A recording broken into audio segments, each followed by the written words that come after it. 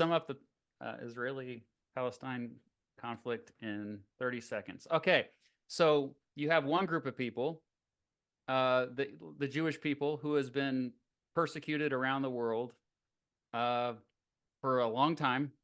Have you heard of the Holocaust? Please tell me that you've heard of the Holocaust. Raise your hand if you've heard of the Holocaust.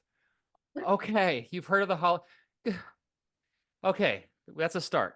So after the Holocaust, a lot of people were like, hey, we need a safe place for these people. They need their own country, because it seems like every country they're in, they're getting persecuted and discriminated against. And so they picked Israel.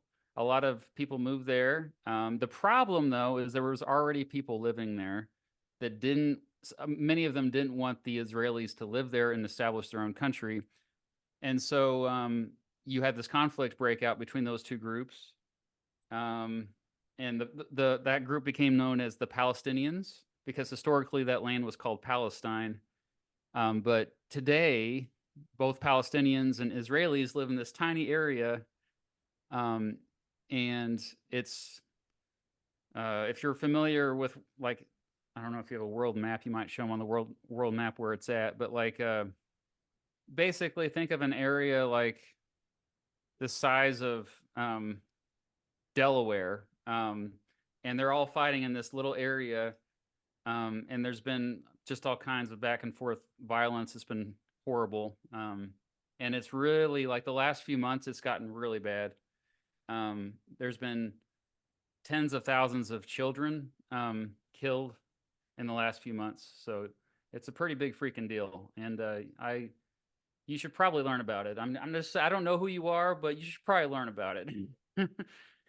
So on October 7th of 2023, last year, there was a group called Hamas, who most people say they're a terrorist organization, but they are the more extreme part of Palestinian people.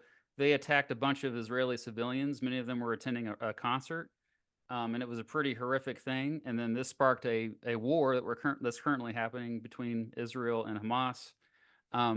And so basically every day Israel has been bombing the Gaza Strip, which is a part of the area where a bunch of Palestinians live, but most of them have left because it's basically just like destroyed buildings now. But and yeah, the reason why so many young people especially are protesting right now is because they think that a lot of these people who have been killed by Israel's government are just children and civilians.